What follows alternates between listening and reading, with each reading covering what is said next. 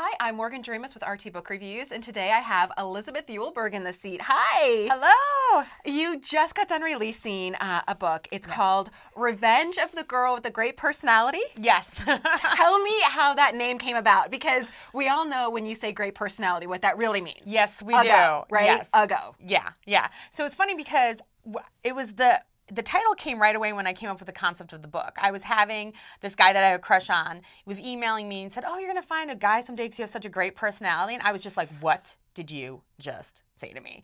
And it was funny because I was on my way to go do laundry and I was just really mad about how I hate that those two words, which are technically a compliment, Technically, can make you feel so little.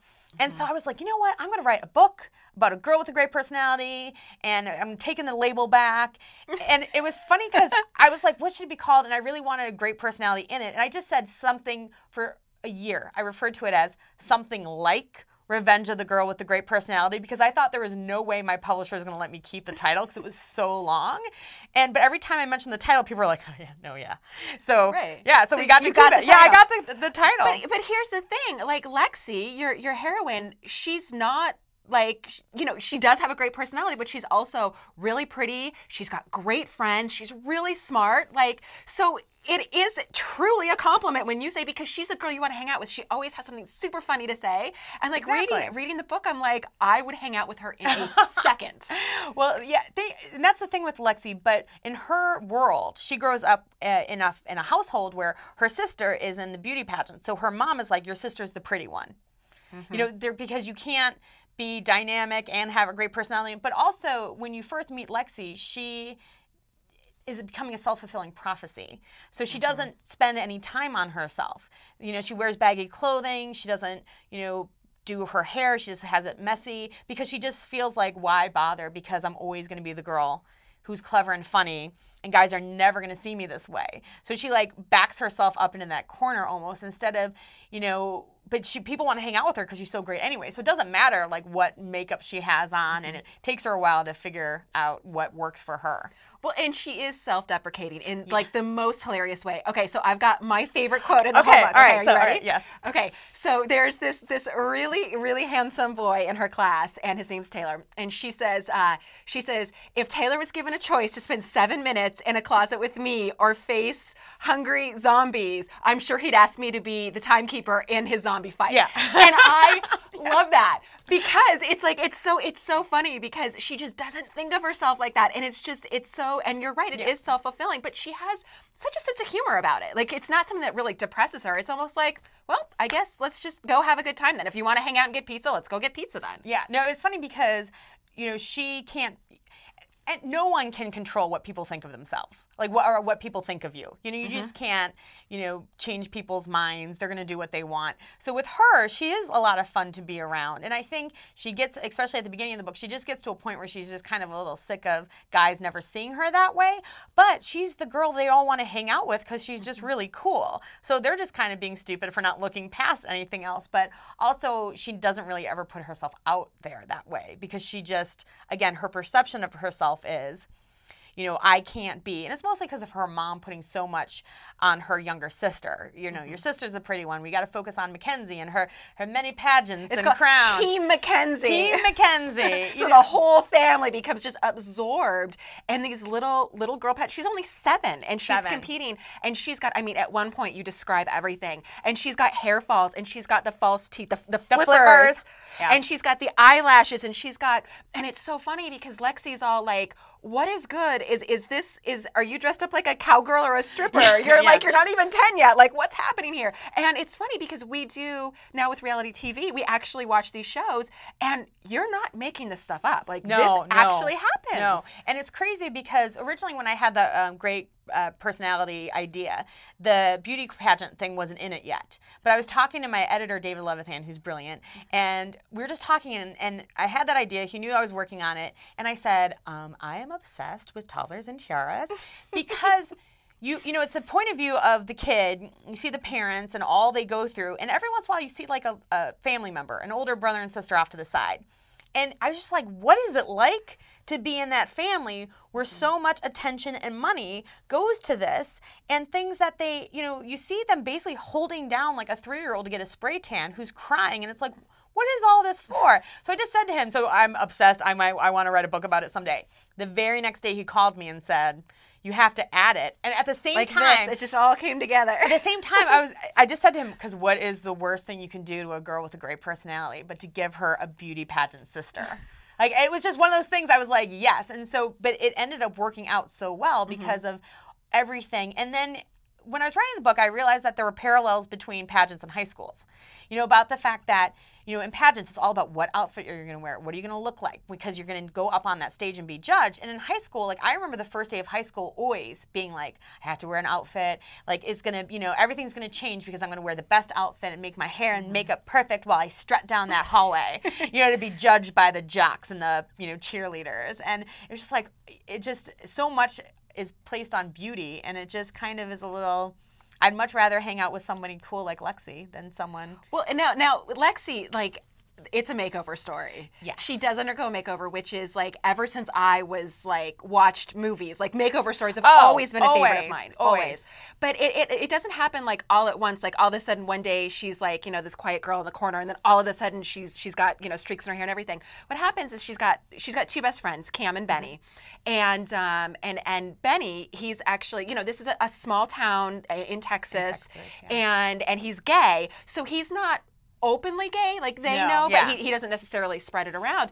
But they want him to be able to be himself, so they kind of slowly make these small dares to each other, so both of them can kind of come into their own. So one day it's like she'll wear lipstick, and then the next day he's like, I want to see some legs, so she'll wear a skirt. And I really like how it's a makeover story, but it's not like poof your magic wand. It's very realistic in the slowly working her way to this, wearing the hair and the everything. Yeah, and also she needed help in a very realistic way, because she does originally try to give herself a makeover, which is disastrous because she doesn't know what she's doing. And I think a lot of times, at the makeover, which I love, like, it's just all of a sudden, like, poof, everything's great. And for her, because I didn't want it to be so super important, so when she finally does talk to someone at the pageants who helps her, she's like, oh, now my face is even.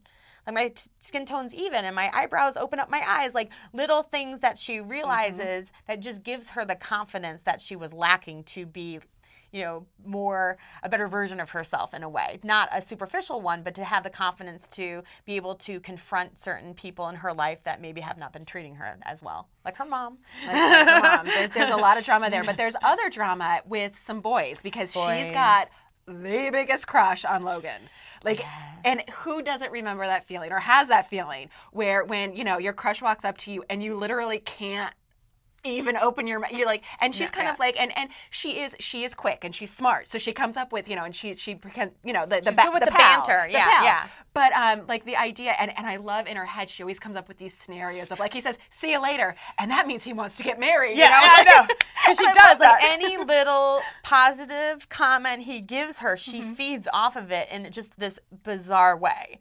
Yeah, like, well, oh, too bad you can't come tonight. Oh, well, you're saying too bad because you want to make out with me all night? Like, it's just she's holding on to such hope, and she has such an idealized version of him, which we always do. Of course. Like, whenever I have, like, a crush on a musician or an actor, and then it's been a couple times, like, I've gotten to meet the person, and I dread it. I'm like, oh, no, I don't want to. Because in my head, like, I'll give the example of Joey McIntyre from New Kids on the Block, because I loved him when I was little. I got to meet him in real life, and I'm so glad I didn't meet him when I was a teenager, because I really would have been devastated walking away from, here's a signing, like a signature and a picture, being like, but he didn't ask to marry me. Because that's what you do in your mind. That was the plan. In your mind, like, that you're going to meet, he's going to, like, in front of the 300 girls, he's going to notice something in you. Because that's what you hope. He's going to notice something in you and then realize that you are the one, you don't even need to utter your name, because he can just tell by looking at you. And, and I, like, built these fantasies in my head as a kid with crushes. And so when I finally got to meet him, it was so funny, because I was like, so anyways, like, it was really embarrassing. But, because my 12-year-old self came out being like, what's going on, Joey? But yeah, for Lexi, Logan is her Joey McIntyre in a way. Like, her idea of everything, just looking at him to be like her savior, kind of, in a way.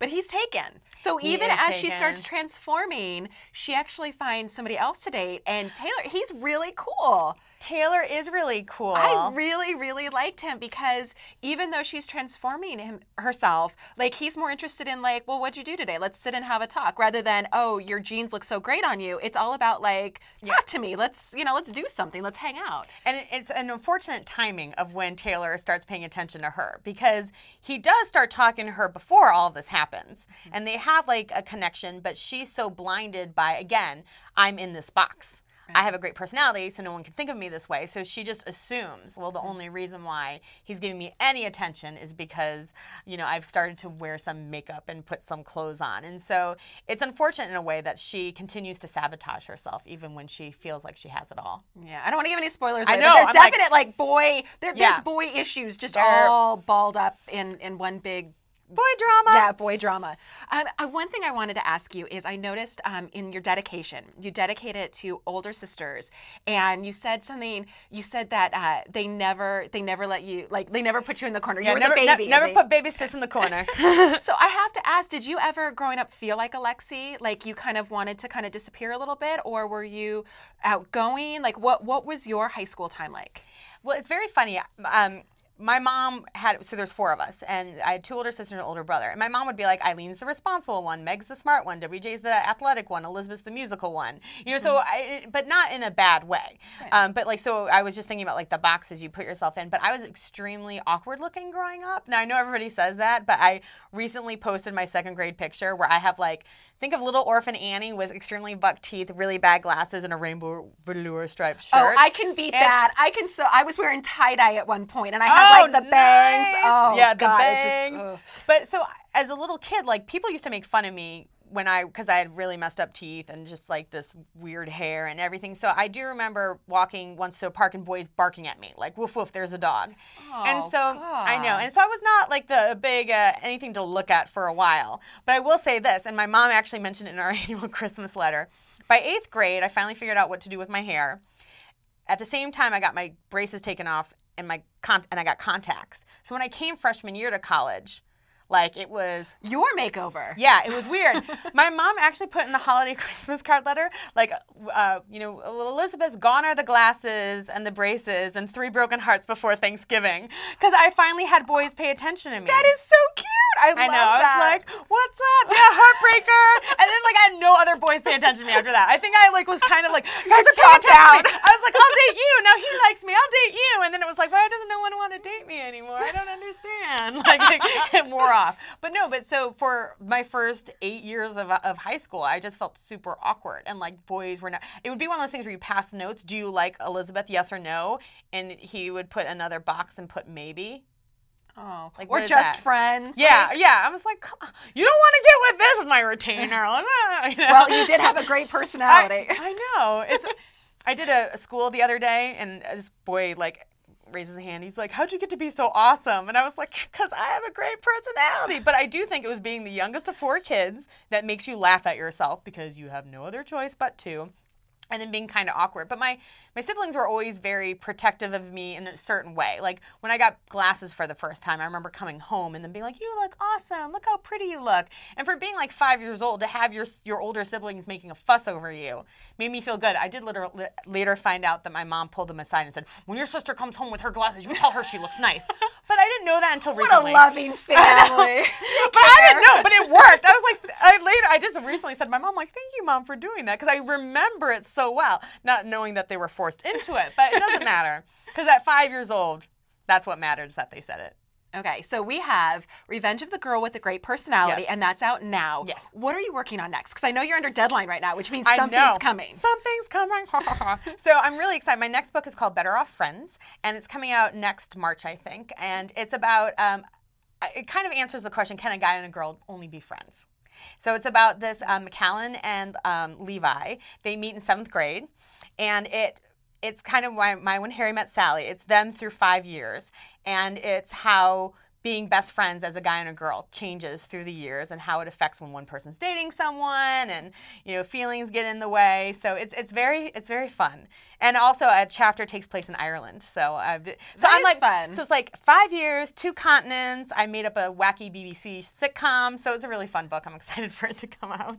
That sounds amazing. And When Harry Met Sally, one of my favorites. Well, you know, and it's funny because the other day, and I actually didn't watch the movie while I was writing it all. I waited until I was done because I just didn't want, but it's funny how I was looking at some of the famous lines recently from that. And it's funny how just because I love that movie so much and certain points come up that there's Harry at one point says about Sally, it's just so nice to be able to sit with someone and not have to talk.